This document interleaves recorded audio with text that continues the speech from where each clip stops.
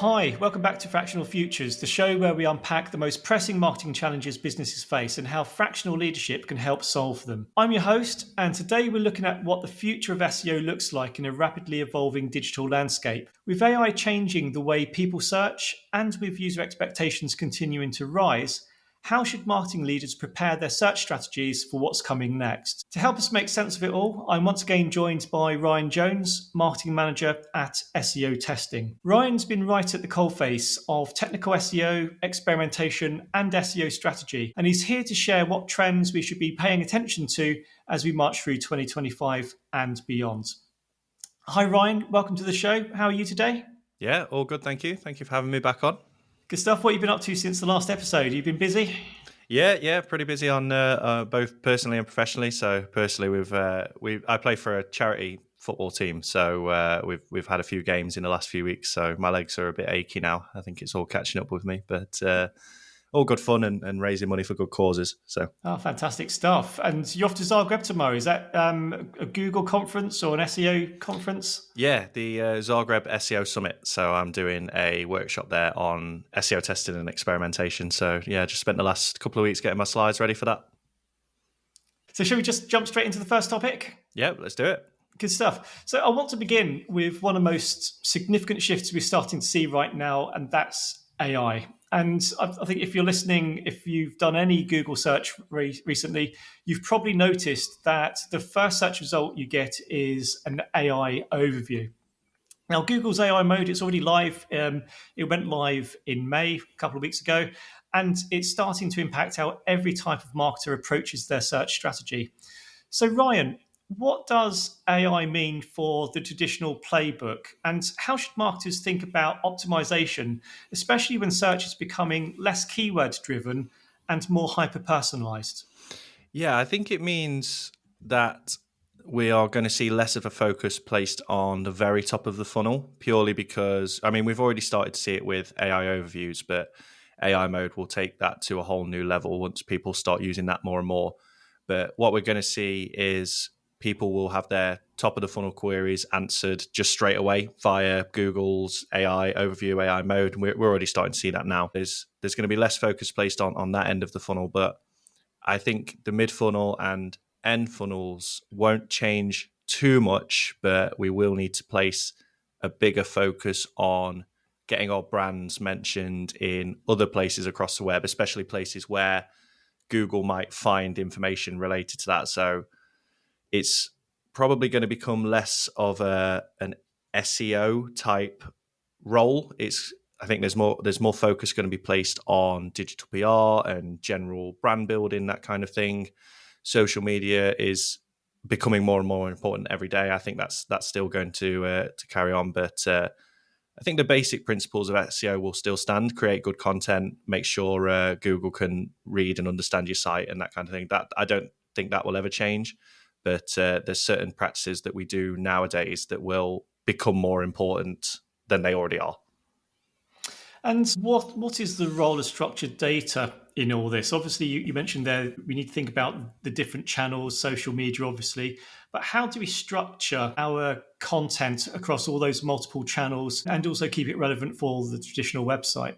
Yeah, I think so. Structured data is going to be almost its own thing. I could be wrong on this. So, and if anyone listening wants to call me out and correct me, then that's absolutely fine. But I think the way I understand it is structured data at the minute is used so Google's search engine bots can read and understand our content a little bit better, find different bits that are on the page that previously they might not have been able to fully understand, like videos and that kind of thing.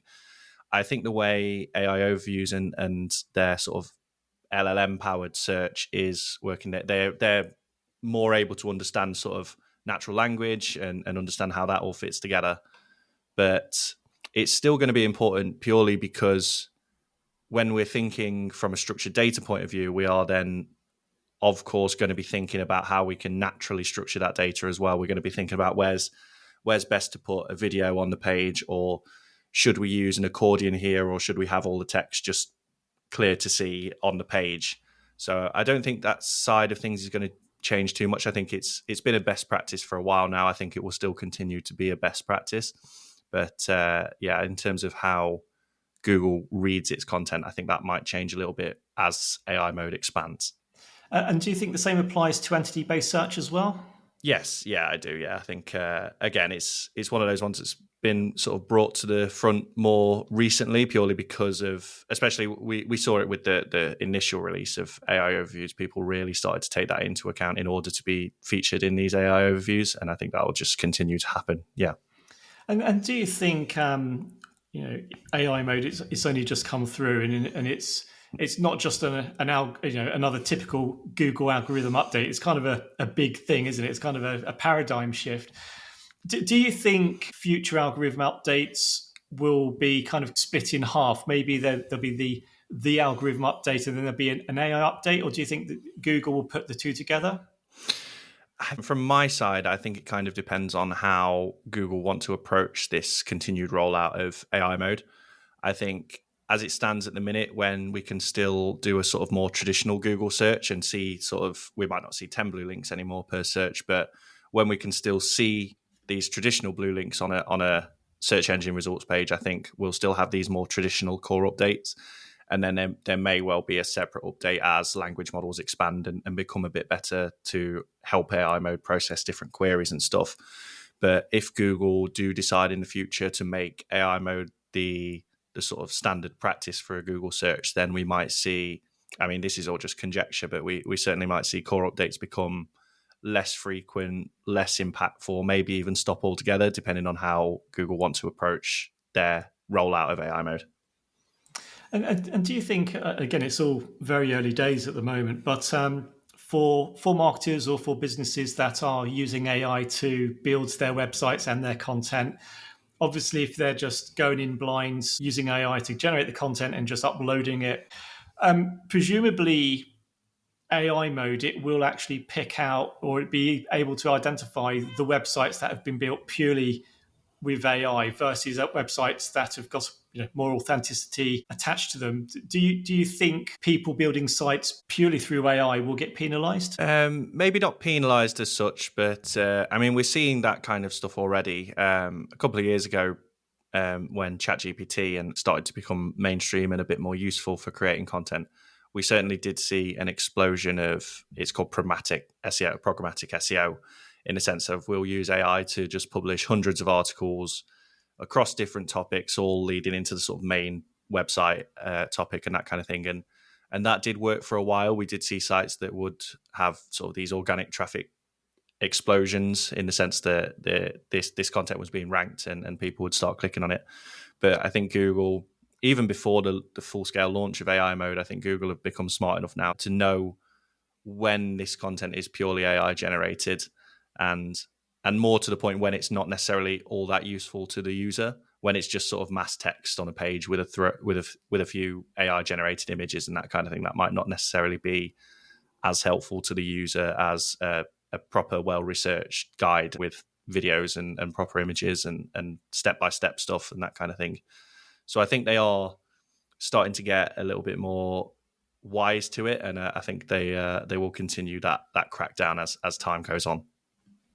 Good stuff. And I think that moves us nicely into the next topic, and that's how Google's evolving ranking signals and strategies for 2025, how they're going to move forward. So you've mentioned there how Google itself is evolving the way it ranks content. Now, I guess for people listening and they may not know what AI mode is if they're not quite up to speed, this isn't just another algorithm update. It's a fundamental shift on how consumers discover your brand at each stage of the search journey. And I suppose, in a way, the AI mode, it's turning search from a public directory into a deeply personalized assistant, I guess.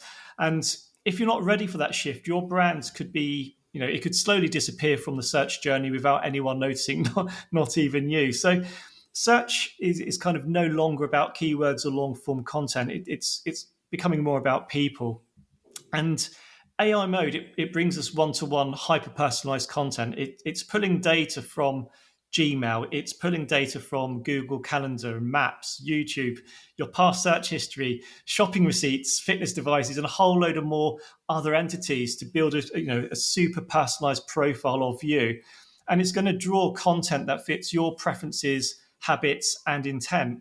So Ryan, hopefully I've kind of got that or summarized that in the right way. With that in mind, how can marketing leaders adapt their strategies to meet these shifting signals, especially when user experience and brand trust are becoming critical ranking factors?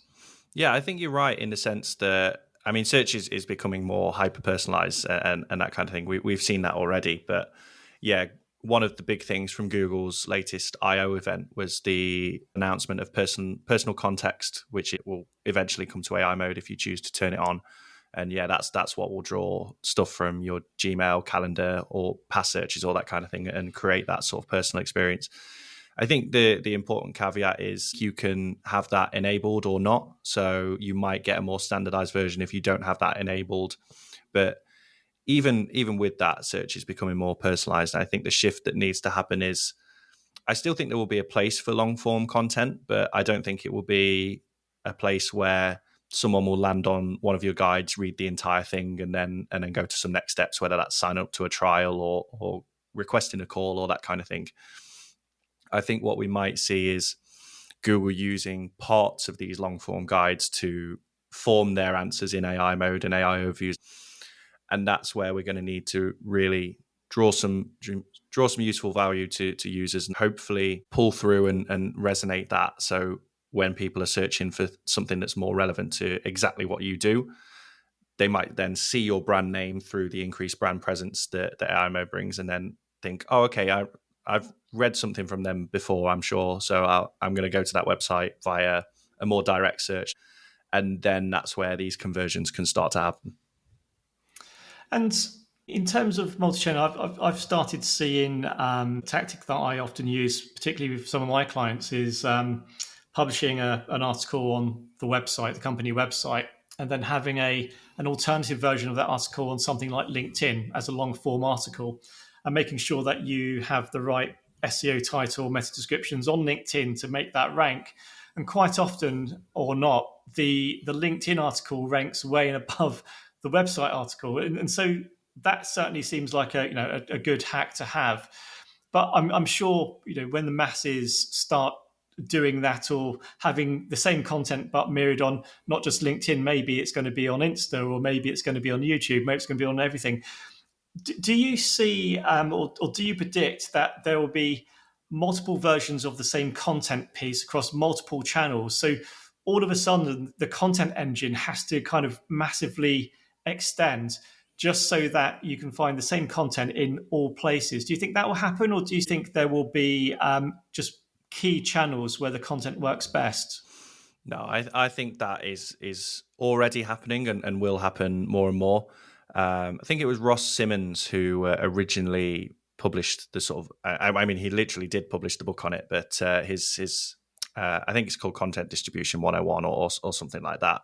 I'll be able to do some research on it, so it's in the show notes. But he's written a whole book on using one piece of content and then distributing it across almost every channel that your business utilizes. So like a long form blog post might then become 2 to 3 podcast episodes with you discussing it with a colleague or a special guest and something like that. It might then become shorts to use on YouTube, TikTok, Instagram, that kind of thing. Then a long form video. Then it might become a Reddit discussion. And that's almost like a follow-on from what you were describing as obviously publishing a blog post and then having it on LinkedIn Pulse. Because one of the things that we're seeing with the rollout of AI search, whether that's through Google or ChatGPT or another engine, is they do tend to focus more on these bigger brands. We saw Google's deal with Reddit that was pulling through more Reddit discussions, then Google heavily favoring LinkedIn. I think that will continue to happen. Hence why it will be important to make sure that whatever content we're putting out is then being distributed across all channels that are useful to a business. And that makes me think that for companies, particularly B2B companies in the services sector, content is going to be even more vitally important as part of your go-to-market strategy. Because if you're not producing content that is getting found across, not just one channel, but multiple channels, you're going to struggle to gain traction in the market. So I guess companies will have to think quite strong about what marketing investment they need to put into the business to make sure they can get found. It's going to become increasingly important, isn't it? Yeah, absolutely. And I think one of the shifts we'll see, which is already starting to happen, but will happen more and more, is the shift from keyword research to audience research. So with that comes researching where your target audience spends their time, what platforms do they visit more often than others. There's good tools that you can use with that. SparkToro being the obvious one that was founded by Rand Fishkin and his business partner. That's just a way for you to describe your target audience or look for what your target audience might search, and then their data will pull through. Okay, this audience is spending more time on LinkedIn and YouTube, and then from there you can create content that works for those platforms, publish that, or you can take content that you already have and reformat it so it suits those platforms. And that's in my mind where SEO and marketing is going to go. It's still obviously going to exist because people will always go back to Google, but that's one of the things that's becoming more and more important.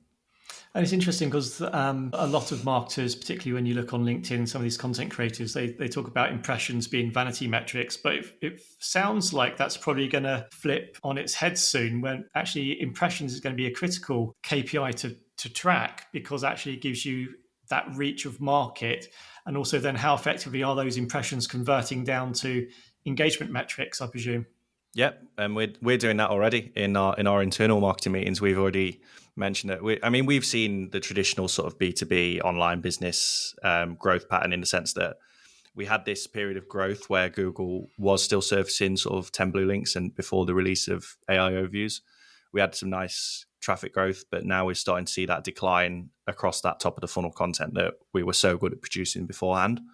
So those discussions for us have already happened internally, of treating impressions more important, reducing the importance that we place on clicks, but then also countering in where are people seeing us, like, so where are they visiting our website from originally, so looking at referral traffic, or where are they coming through on social, how many people are seeing us on social media. And this is a bit of an old practice, but it's one that's become more important for us, is using those sort of traditional style UTM links so we can more accurately track where people are first seeing our content and then clicking through to it. I guess that leads nicely into the final topic of this episode: how to future-proof your SEO strategy for business growth. With so much happening across search platforms, different content formats, user behavior changing, what should businesses be doing now to stay visible and competitive in the years ahead? So Ryan, what does it look like to build a search strategy that isn't just reactive, but it's resilient and forward-looking? Yeah, it sounds counterintuitive to say, but I think the first step is to place less focus on Google and more traditional search engines. I think the best way of explaining it is your audience is going to spend less time on Google, or they might spend more time on Google but have their queries answered by AI mode, and therefore that will influence them to spend time in other platforms. So research where your audience do spend their time, whether that's YouTube, whether that's podcasts, whether that's Reddit and that kind of thing. And from there, you can build a content strategy that suits those platforms. So like for us, being it B2B SaaS, we know that our audience spends more time traditionally on YouTube, Reddit, LinkedIn, ChatGPT. So we're building content strategies that will work for those platforms specifically. So we're repurposing old content that will go on YouTube, and we're being active on Reddit threads, and making sure that we're being active where our target audience are. And I think the discussion needs to sort of be reframed a little bit from, whereas SEO's traditional role was Google, SEO is now going to have a bigger influence across the board, because the work that we're going to do will then impact being seen on social, being seen through digital PR, being seen through all these other metrics, all these other ways. So I think that's the conversation that needs to happen within business marketing teams, SEO teams, and higher up as well, to understand that the role of SEO is going to shift. Where is it going to shift for your business? That is sort of dictated by your audience, but making sure you have that conversation and you can start building a strategy that will work. And presumably, if you're a marketer listening to this, if your content strategy is not very broad, if you're not using video, if you're not using voice, if you haven't got interactive content to engage with, you're going to get left behind pretty quickly, aren't you? So I think pretty much everyone's going to be forced down this multi-channel, multi-platform approach to getting your content out there. It's not just you put an advert in a magazine or on the TV or radio, and that's where people find you. There's become basically a very fragmented engagement space now, hasn't it?